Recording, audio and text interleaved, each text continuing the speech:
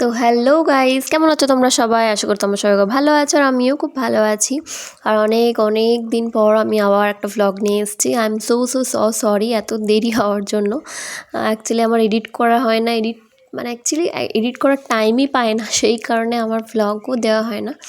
আর voice over যদি না দেওয়া হয় তাহলে, এডিট যদি নাই করা হয় তাহলে কীভাবেই ভ্লগ দেবো।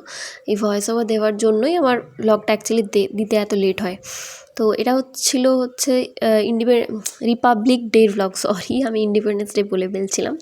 তো এটা রিপাবলিক ডে ভ্লগ ছিল, আর যেটা জানুয়ারিতে ছিল, বাট এখন মার্চ, আমি অনেকটাই লেট, বাট ভাবলাম কি যে দিয়ে দেওয়াই যায়, যেহেতু ফোনে ভিডিওটা করে রাখা ছিল সেজন্য ভাবলাম দিয়ে দিই।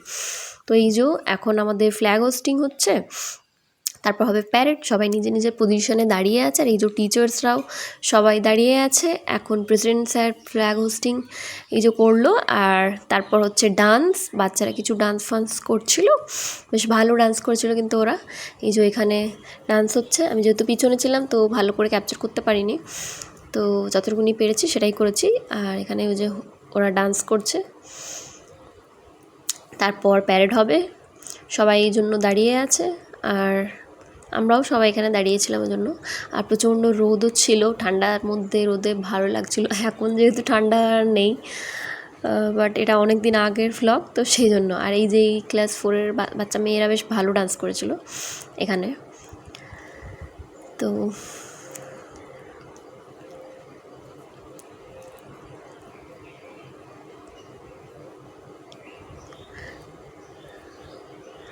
এই যে ডান্স ফান্স হয়ে গেছে, এরপর এই যে প্যারেড শুরু হয়ে গেছে, বাচ্চা ফাচ্চা সবাই প্যারেড করেছিল। প্যারেডটা দেখতে বেশ ভালো লাগে, ড্রামস দিয়ে আর দিয়ে প্যারেডটা খুব সুন্দর লাগে দেখতে।